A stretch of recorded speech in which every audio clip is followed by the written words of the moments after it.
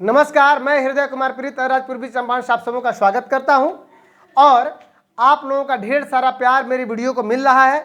आप सबों के प्यार के बदौलत आज मेरा ये channel day by day grow कर रहा है। तो चलिए आज आप ही लोगों के सवाल लेकर के मैं हाजिर हूं। जैसे कि हमारे प्रगणक हैं और पर्यवेक्षक हैं, उनके मन में बहुत सारे सवाल हैं और बहुत सारे सवाल हमारे प्रगणक और पर्यवेक्षकों के द्वारा मेरे यूट्यूब चैनल पर इसके कमेंट बॉक्स में पूछे गए हैं, उनके सवाल। और चूंकि कोड एवं विकल्प जो सबसे इंपॉर्टेंट है, कोड एवं विकल्प और आपकी जो समस्या है कृषि भूमि को लेकर के, आवासीय भूमि को लेकर के, अस्थायी प्रवास की स्थिति को लेकर के, ये स्थितियों को मैं आज क्लियर करूंगा। तो चलिए, अगर आप मेरे चैनल पर नए हैं तो प्लीज़ मेरे चैनल को सब्सक्राइब कर लीजिए, लाइक कीजिए, शेयर कीजिए और कमेंट कीजिए। अगर आप मेरे चैनल पे पुराने हैं तो इसको कमेंट जरूर कीजिए, अपनी समस्याएं लिखिए और शेयर कीजिए, लाइक कीजिए। चलिए, पहला जो सवाल है वो डाला गया है मुकेश्वर नाथ उमेश जी से। मुकेश्वर नाथ उमेश जी लिख रहे हैं कि फॉर्म नंबर गलत डाल दिया गया। अब देखिए, ये जो फॉर्म नंबर है, ये फॉर्म गणना प्रपत्र के बाएं साइड में है और उसका एक बार कोड भी है। अब ये गलत डाल दिए हैं और फिर दूसरा का कमेंट यही कर रहे हैं कि पहले परिवार के फॉर्म का फॉर्म नंबर दूसरे परिवार के फॉर्म पर ऑनलाइन सबमिट हो गया है, क्या व्हाइटनर का प्रयोग कर सकते हैं? यानी ये मुकेश्वर नाथ उमेश जी चाहते हैं कि गणना प्रपत्र जो पहले का जो सीरियल नंबर 1 पर परिवार का सीरियल नंबर 1 को डालना चाहते थे, तो वो क्या हो गया है कि दूसरे पर डाला गया है और एक में सोच रहे हैं डालने के लिए, तो दूसरे वाले का फिर व्हाइटनर लगा करके वहां पर लिख देने के लिए। तो मैं आपको बता दूं कि गणना प्रपत्र पर जितने सीरियल नंबर हैं, ये सीरियल नंबर से कोई मतलब नहीं है। किसी भी सीरियल नंबर को किसी भी परिवार संख्या पे आप उसको एंट्री कर सकते हैं, उसका स्कैन कर सकते हैं। तो इसमें आपको सोचने वाली बात नहीं है, ये कहीं से कोई गलती नहीं हुआ है। हाँ, एक ही अगर गणना प्रपत्र 2 परिवार में आपने एंट्री कर दिया है तो ये सोचने वाली विषय है और ये आपके पर्यवेक्षक भी सुधार नहीं कर सकते हैं। ये पोर्टल पर ही सीधे हमारे चार्ज पदाधिकारी के द्वारा जो करना होगा वहीं सुधार करेंगे, या जिला स्तर पर हो सकता है ये समस्या बड़ी जटिल है फॉर्म नंबर वाला, ये डायरेक्ट पटना से भी सोल्व हो सकता है। जैसे कि आपके मोबाइल में जो ऐप बाइंड हो रहा है और दूसरे मोबाइल में नहीं चल रहा है, तो उसको अनबाइंड करने के लिए फिर पटना भेजा जा रहा है उस नंबर को। तो चलिए, तो फॉर्म नंबर कदापि हमारे प्रगणक गलत न लिखें और कोई भी सीरियल नंबर किसी भी परिवार पर अंकित कर सकते हैं, उसको स्कैन कर सकते हैं, इसमें कहीं गलती वाली बात नहीं है। दूसरा सवाल है कि 1 से 5 साल के बच्चों का कार्यकलाप एवं आय का कोड क्या होगा? ये राणा चंदेल जी लिख रहे हैं। तो मैं आपको बता दूं कि 1 से 5 साल के जो बच्चे हैं, इनके कार्यकलाप का कोड अन्य होगा। अन्य आप देख रहे हैं कि अन्य जो है वह कार्यकलाप का कोड है 12। तो लेकिन चूंकि ये बच्चे हैं, तो बच्चे हैं तो इनका आय जो लागू नहीं, यानी 17 नंबर कॉलम में 8 कार्यकलाप कोड 8 होगा, 08 लागू नहीं, चूंकि ये बच्चे हैं। ये कंफर्म हो गया। तीसरा सवाल है, और मैं आपको कोड एवं विकल्प पर भी मैं आऊँगा, कृषि भूमि पर आऊँगा, आवासीय स्थिति पर आऊँगा, आवासीय भूमि पर आऊँगा, इन सारी समस्याओं पर आऊँगा। भले आप लोगों के सवाल ले लेता हूँ। उसके बाद हमारे सदस्य संख्या पोर्टल पर कम है और परिवार अधिक बता रहा है, हमारे एक महोदय ने पूछा है। तो पोर्टल पर कम है अर्थात आपके मोबाइल ऐप में कम दिखा रहा है। आओ परिवार कह रहा है कि नहीं हमारे यहाँ 6 गो मेंबर नहीं, अब 7 गो मेंबर है या 8 गो मेंबर है। तो उसका एक हल ये हो सकता है कि 8 गो मेंबर है, हो सकता है कि नवविवाहिता या नवजात आ गया हो। तो इसको जोड़ने का काम मोबाइल ऐप पर पर्यवेक्षक करेंगे और आप प्रगणक हैं तो आपका काम यह है कि गणना प्रपत्र पर उनकी संख्या तो वही लिखिएगा, जो 6 दिए थे वही जो आपका मोबाइल ऐप पर दिखा रहा है। लेकिन चूंकि सदस्य अगर 2 बढ़ गया, एक बहुरिया आ गई है और एक नवविवाहिता यानी नवजात बच्चा पैदा हो गया है, तो उनकी संख्या यहाँ पे 8 हो जाएगी। यानी 8 को भले लिखिएगा लेकिन ऊपर गणना प्रपत्र पर 6वें मेंबर रहेगा और पोर्टल पर यानी मोबाइल ऐप में जोड़ने का काम पर्यवेक्षक करेंगे, आप नहीं जोड़ सकते हैं। आप जैसे जोड़ने की कोशिश कीजिएगा, एक्सीडेड लिखेगा। अगला क्वेश्चन है कि डी डुप्लीकेशन। एक महोदय कह रहे हैं कि कोई व्यक्ति का 2 जगह वो करा लिया है, तो 2 जगह करा लिया है तो ये पर्यवेक्षक को अधिकार है, डी डुप्लीकेशन अलग कलर में दिखेगा, वो उसको डिलीट कर देंगे। अगला क्वेश्चन है कि प्रथम चरण में जिनके घर का प्रधान बनाया था, ये समस्या है। ये प्रथम चरण में घर का प्रधान बनाया गया था, वो बाहर कमाने चला गया, वो दिल्ली चला गया, पंजाब चला गया, चाहे ये नहीं है या उसकी मृत्यु हो गई, तो दिल्ली पंजाब अगर चला गया है तो उसकी तो एंट्री यहाँ पे होगी। लेकिन प्रधान आप दूसरे को बना सकते हैं, उसकी पत्नी को बना सकते हैं, उसके बेटे को बना सकते हैं। यानी जो प्रधान का विस्तृत रूप से परिभाषा दिया गया है कि वो पुरुष भी हो सकता है, महिला भी हो सकती है, जवान भी हो सकता है, बूढ़ा भी हो सकता है। तो वो अगर नहीं है तो उस परिवार में जो वर्तमान में उपस्थित है उसको आप प्रधान बना सकते हैं, मुखिया बना सकते हैं, इसमें कोई बड़ी बात है नहीं। और ये सवाल पूछा गया था एजुकेशन बिहार चैनल के द्वारा। अगला जो क्वेश्चन है कि एक परिवार में 2 मुखिया, पिता और उनके पुत्र, फर्स्ट पेज में। अब देखिए फर्स्ट पेज में इन्होंने क्या किया था, पिता और उनके पुत्रों को अलग अलग लिखा था। हो सकता है पोर्टल पर सभी को एक ही जगह कर दिया गया है। अब इस परिस्थिति में वीरेंद्र मंडल जी का सवाल है कि अब हम क्या करें कि एक परिवार में 2 मुखिया बना दें। बिल्कुल संभव नहीं है, एक परिवार में 2 मुखिया नहीं होगा। उसके लिए आप फिर AHL का कार्य करना होगा, यानी जो प्रथम मकान सूचीकरण, फिर कहिए कि एक नया घर बना लिया है उसने, उस परिवार में एक नया घर बना लिया है, वो दूसरे जगह चाहे अलग है तो ठीक है, उसकी दावा के लिए आप एक आवेदन दीजिए चार्ज पदाधिकारी को, उससे भी लीजिए, चार्ज पदाधिकारी को दीजिए, उसका प्रथम चरण का पूरा काम होगा और फिर उसका परिवार अलग हो जाएगा। जैसे एक सवाल पूछा गया था कि कोई व्यक्ति इस परिवार से दूसरे परिवार में जाना चाहता है, क्यों जाना चाहता है? जाना चाहता है तो कोई दिक्कत नहीं है, यहाँ पे उसको लिख देंगे कि यहाँ नहीं रहता है और दूसरे परिवार में उसकी एंट्री के लिए हम फिर सूचना करेंगे पर्यवेक्षक को। तीसरी बात कि अगर नाम कोई अंकित हो गया है, गड़बड़ हो गया है, कोई सूचना गड़बड़ हो गई है पोर्टल पे, तो अगर फाइनल रूप से सबमिट हो गया है तो उसमें सुधार करना मुश्किल है थोड़ी बहुत, है ना। ये पटना के स्तर से या जिला स्तर पर ही सुधार हो सकता है। तो इसलिए अभी वर्तमान में जो सही है उसको लिखिए, कोई दिक्कत नहीं है। जैसे कि नाम अगर कोई गलत लिखा दिया, उसका नाम अगर रमेश है, सुरेश लिखा दिया, आप सही लिखने की कोशिश कीजिए अपने मोबाइल ऐप में भी, गणना प्रपत्र पर भी। अब बात आ रही है कि सदस्य संख्या कम और अधिक पोर्टल पर। हाँ, ये जो बातें थी तो इसमें तो मैं बता दिया कि पोर्टल पर कम है तो कोई दिक्कत नहीं है। पोर्टल पे अगर कम है और वो अधिक कह रहा है तब तो दिक्कत है, तब तो आपको सूचना देनी पड़ेगी आपके चार्ज पदाधिकारी को, और नहीं तो जितना वो दिखा रहा है उतने ही सदस्यों की एंट्री आप करेंगे प्रगणक महोदय। अगर उसको जोड़ने के लिए चार्ज पदाधिकारी को आवेदन करना होगा, वे DM को सूचित करेंगे, जिला पदाधिकारी को, और उसमें जो संभव होगा अगर उनका सदस्य संख्या बढ़ सकता है एडिट करके पोर्टल पे, तब जाकर के आप फिर कर सकते हैं, नहीं तो जितनी संख्या उतना ही आप कर पाएंगे। लेकिन अगर पोर्टल पे यानी आपके मोबाइल ऐप में अधिक संख्या दिखा रहा है और वो लोग कह रहे हैं परिवार जाने के बाद नहीं अब 6 गो है, हो सकता है कि उस समय 9 गो लिखा दिए हों, तो इसमें कोई घबराने की बात नहीं है। 3 गो जो व्यक्ति है उसका आप स्वविवेक से क्या कीजिएगा, यहाँ नहीं रहते हैं या वो जीवित नहीं है, वो करना होगा, है ना। या हो सकता है कि वास्तव में एक बेटी हो जिसकी शादी हो गई हो, चली गई हो, और कोई बूढ़े व्यक्ति हो जिनकी मृत्यु हो चुकी हो, तो ये भी कर सकते हैं आप।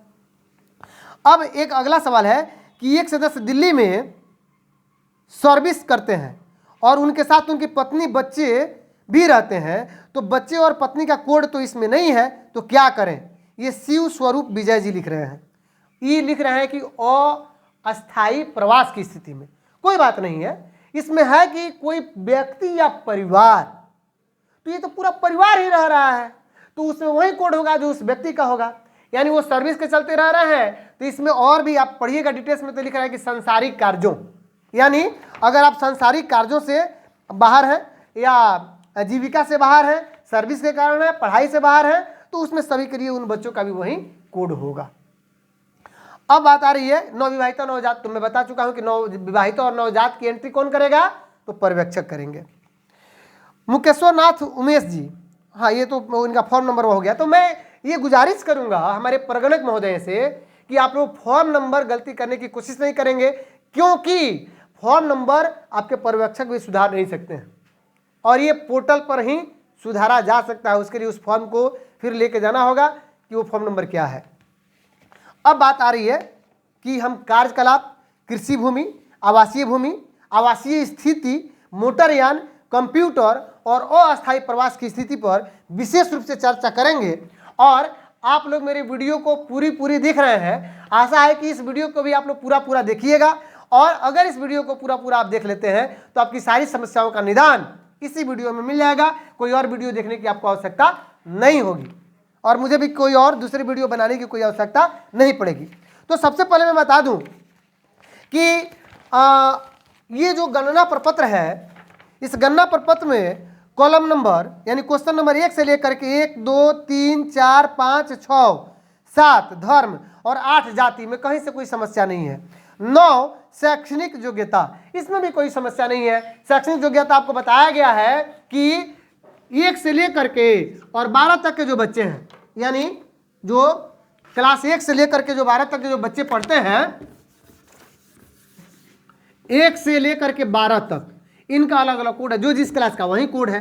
13 कोड किसके लिए है? तो ITI के लिए है। और 14 से लेकर के 19 जो कोड है वह इन डिप्लोमा, जो भी डिप्लोमा किया है अलग अलग डिप्लोमा, उसके लिए अलग अलग सब्जेक्ट में।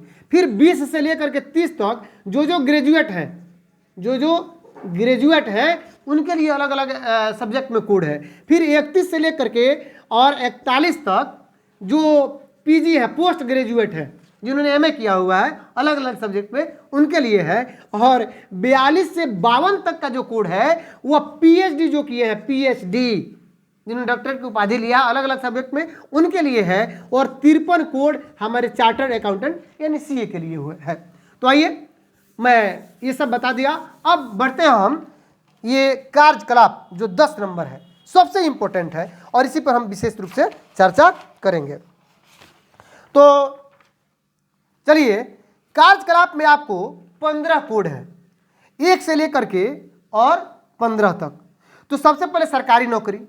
तो सरकारी नौकरी में आपको जितने सरकारी नौकरी करते हैं वो सभी लोग आएंगे, या सरकार के द्वारा वर्तमान में नियोजित हैं, नियमित हैं, है ना, या संविदा आदि पर हैं, राज्य में संचित निधि से उनको आंशिक रूप से यानी कम या अधिक रुपया मिलता है वेतन, ये सभी सरकारी कैटेगरी में आएंगे।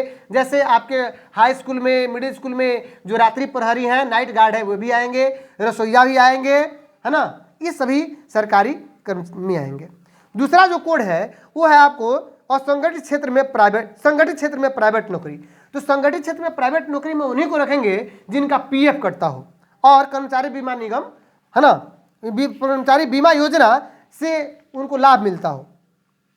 जैसे कि डाटा एंट्री ऑपरेटर हैं, IT बॉय हैं, और IT बॉय या IT गर्ल हैं, और कार्यपालक सहायक हैं।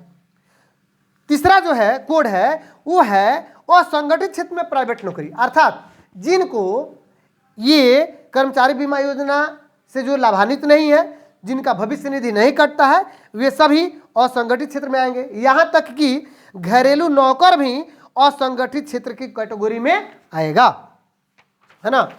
आगे बढ़ते हैं। अगला जो है वो है स्वरोजगार। अब स्वरोजगार का कोड आपका 4 है। तो स्वरोजगार के कोड में यदि व्यक्ति वो बताता है कि वो स्वरोजगारी है, यानी अपना काम करता है, जैसे कोई दुकानदार हो, प्रतिष्ठान चलाता है, संस्थान चलाता है, मॉल का मालिक है, तो इस प्रकार, या शिल्पकार है, तो वह स्वरोजगार की श्रेणी में आएगा। अब आते हैं कृषक और काश्तकार। ये जो कोड है 5 है। तो कृषक और काश्तकार कोड में मैं बता दूं कि कृषक और काश्तकार कोड में वही होगा जो भूमि जोतते हैं, है ना, चाहे वो पट्टा पर लिए हो, बटाई लिए हो, या खुद का उनका अपना स्वयं का भूमि हो, चाहे उसमें, अब कृषक वाली भूमि किसको कहेंगे? कृषि भूमि। ये जरूरी नहीं कि जिसमें सिर्फ खेती होती है, जिसमें अनाज उगता है।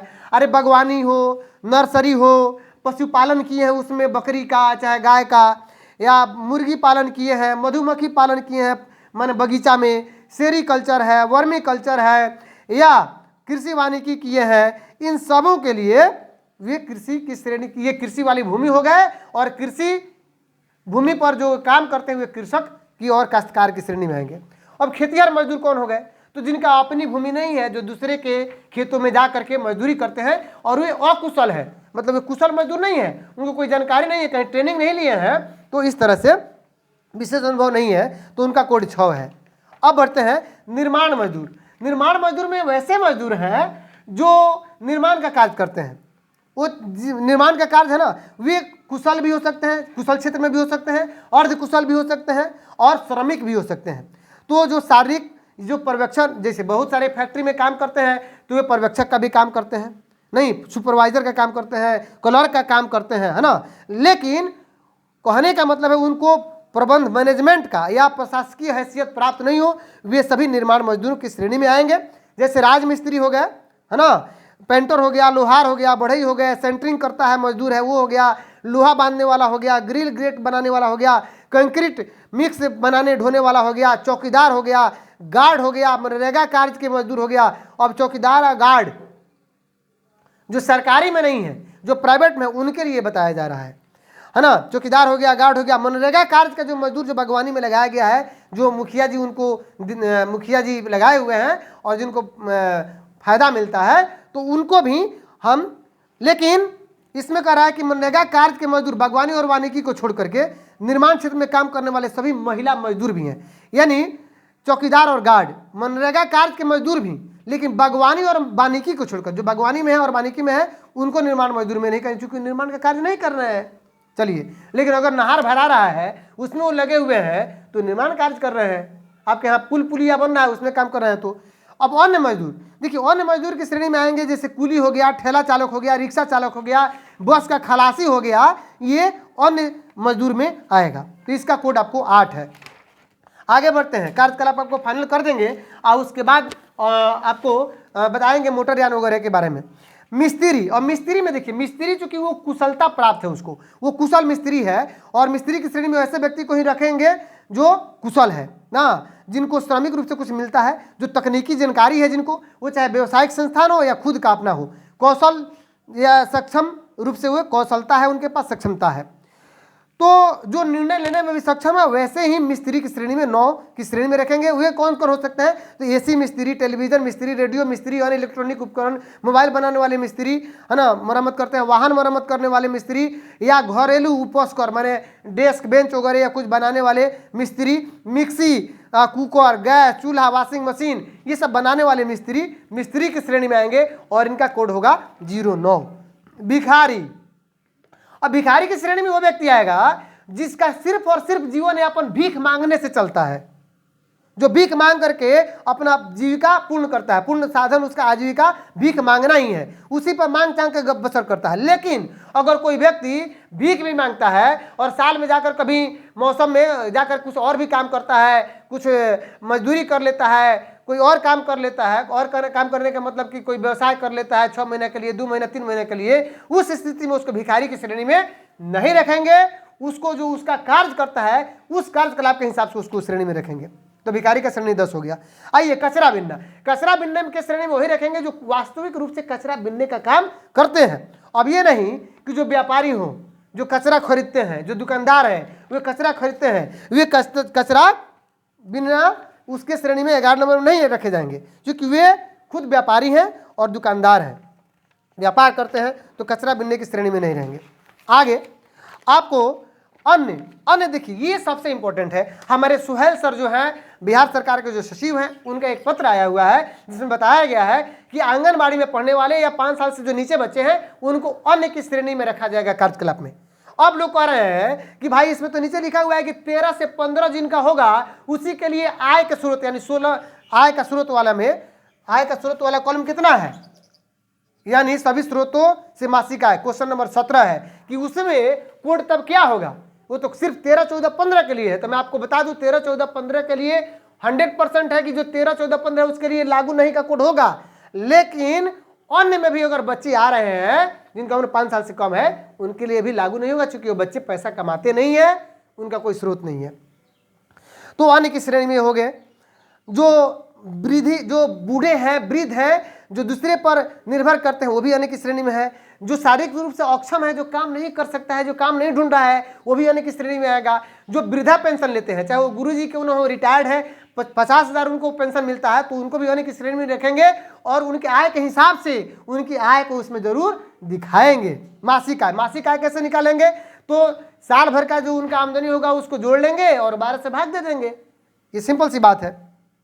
अब आ गए कि विद्यार्थी का उनका जो श्रेणी है वह 13 नंबर है, और विद्यार्थी की श्रेणी में ऐसे व्यक्ति को रखा जाएगा जो किसी भी माध्यम से पूर्णकालीन या अंशकालीन दूरस्थ आदि से विद्या का अर्जन कर रहा हो सकता है डिस्टेंस मोड में कर रहा हो, और अगर बीच में वो कोई दूसरा काम भी कर लेता है, ट्यूशन पढ़ा कर या कोई और काम करके वो पैसा कमा लेता है, थोड़ा बहुत है ना, अंशकालीन कार्य करता है, तो उसको विद्यार्थी की श्रेणी में रखेंगे।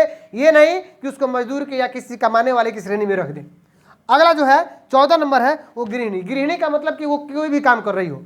अब सोच ये बनी हुई है कि लड़की 18 वर्ष की है, शादी नहीं हुई है, तो उसको दूसरे श्रेणी में रखेंगे। अरे भाई शादी नहीं हुई है तो माँ का तो हाथ बढ़ाती है ना, खाना बनाती है ना, तो उसको भी गृहिणी की श्रेणी में रख सकते हैं। जो अनमैरिड गर्ल्स है, जो कोई और काम नहीं कर रही है, या शादी विवाहित जो औरतें हैं वो भी गृहिणी की श्रेणी में है। अब वैसी गृहिणी जो नौकरी पेशा भी करती है उसको गृहिणी की श्रेणी में नहीं रखेंगे।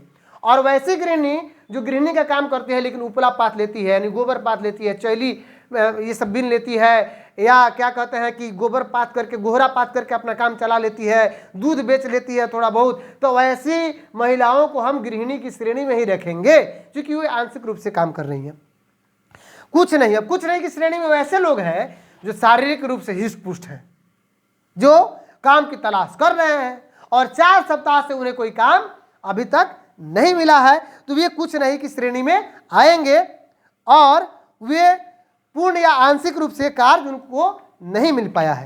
तो इस प्रकार से आपने देखा कि ये कार्यकलाप है। अब आगे मैं बता रहा हूं, देखिए इंपॉर्टेंट है कुछ, अभी देख लीजिए जो सबसे इंपॉर्टेंट छोटा छोटा चीज है। जैसे कि आपको 10 नंबर बता दिया। 11 नंबर आवासीय स्थिति। आवासीय स्थिति बताऊंगा, उसके पहले मैं बता दूं कि कंप्यूटर और लैपटॉप, ये सभी के ऊपर कंप्यूटर और लैपटॉप मत चढ़ा दीजिएगा। अगर घर में एक कंप्यूटर है तो यानी उनके बच्चे के ऊपर, माँ के ऊपर, पिता के ऊपर, सबके ऊपर चढ़ा दीजिए। जिसके ऊपर है उसी का इंडिविजुअल इसमें सूचना देना है। जैसे मोटरयान जिसके पास है उसी की इंडिविजुअल व्यक्तिगत रूप से उसी की सूचना देनी है। ये नहीं कि मोटरयान एगो है, मैंने मोटरसाइकिल एगो है, 7 गो परिवार है, 7 के ऊपर कोड हम लिख दिए 1 1 1 1, नहीं। अगर एक मोटरसाइकिल है तो 0 1 होगा और बाकी लोगों के साथ अगर कुछ नहीं का कोड होगा 0 6 कोड होगा, यानी मोटरयान 14 नंबर में। तो उसी तरह कंप्यूटर वाला बता दिए हम, तो ये 13 हो गया, 14 हो गया, 10 बता चुके हैं। अब सिर्फ 11 12 15 और 16 पे हम विशेष और 17 पे फोकस करेंगे। तो आइए 11 नंबर जो देख रहे हैं, वीडियो और लंबा होगा तो हो सकता है कि नेक्स्ट वीडियो में ये सब बातें मैं बताऊंगा कि 11 नंबर जो आवासीय स्थिति है, तो इसमें हम क्या करेंगे कि पक्का मकान। अब देखिए 11 आवासीय स्थिति, इसमें आपका 5 गो कोड है, 1 2 3 4 5। तो पक्का मकान जिसमें 2 या 2 से अधिक कमरा है तो 1 कोड है, सूचना नहीं है, यानी शौचालय को और किचन को छोड़ करके। दूसरा चीज है कि पक्का मकान जो 1 कमरा है तो 2 कोड है, खपरेल टीन छत का 3 कोड है, झोपड़ी का 4 कोड है, आवासहीन का 5 कोड है। मैं आपको बता दूं कि आवासीय स्थिति सबके लिए वही होगी, लेकिन मोटरयान का, कृषि भूमि का, आवासीय भूमि का, लैपटॉप का, सबके लिए एक ही कोड नहीं लिखिएगा, वो अलग अलग होगा व्यक्ति विशेष के ऊपर। लेकिन आवासीय स्थिति चूंकि एक ही घर में उसका बेटा बेटी, पति पत्नी या उनके माता पिता रहते हैं, तो उनकी सबकी कैटेगरी क्या होगी, एक ही होगी, एक ही उनका कोड लिखा जाएगा। अगर जैसे कि अगर खपरेल है तो 0 3 सब में होगा, है ना। अब बाकी अब पक्का मकान और खपरेल की मकान की जो स्थिति आप जानते हैं, टीन छत लोहा ये सब देख लीजिएगा, पढ़ लीजिएगा, है ना। लेकिन मैं आपको बता दूं कि बेघर परिवार में वैसे लोग आएंगे, है ना, जो तिरपाल, प्लास्टिक, पॉलिथीन, कपड़ा के टेंट वगैरह में या ह्यूम पाइप में या स्टेशन या धार्मिक स्थल पर या विद्यालयों में रहते हैं, उनके लिए बेघर परिवार यानी आवासहीन, उनका कोड 5 होगा। अब बढ़ते हैं हम अभी कि अस्थायी प्रवास की स्थिति। अस्थायी प्रवास की स्थिति, चलिए चूंकि अस्थायी प्रवास की स्थिति जानने के लिए मेरे नेक्स्ट वीडियो को देखिएगा, कारण कि ये वीडियो लंबा हो रहा है, तो इसलिए मैं दूसरे वीडियो में अस्थायी प्रवास की स्थिति यानी कॉलम नंबर मैं आपको बता दूं कि 12, कॉलम नंबर 12 और कृषि भूमि 15, आवासीय भूमि 16 और आय 17, यानी 12, 15 और 16 और 17 की चर्चा करूंगा। लेकिन संक्षेप में मैं आपको बता दे रहा हूं कि आपको कृषि भूमि सबके ऊपर मत चढ़ा दीजिएगा, जिसके ऊपर होगा उसी के ऊपर चढ़ाना है। जैसे बेतिया से मुझे खबर मिल रही थी कि सबके ऊपर आवासीय भूमि चढ़ा देना है। आवासीय भूमि नहीं, आवासीय स्थिति जो कॉलम क्वेश्चन नंबर 11 है वो सबके लिए बराबर होगा, लेकिन आवासीय भूमि में सबका अलग अलग होगा। तो आइए नेक्स्ट वीडियो में मैं अस्थायी प्रवास की स्थिति, कृषि भूमि, आवासीय भूमि और सभी स्रोतों से मासिक आय को बताऊंगा। अगर ये वीडियो आपको अच्छी लगी हो तो मेरे चैनल को लाइक कीजिए, सब्सक्राइब कीजिए, कमेंट कीजिए और अपनी समस्याओं को कमेंट बॉक्स में जरूर लिखिए और सबसे अधिक शेयर कीजिए। आप लोगों का भरपूर प्यार मिल रहा है। धन्यवाद, थैंक यू।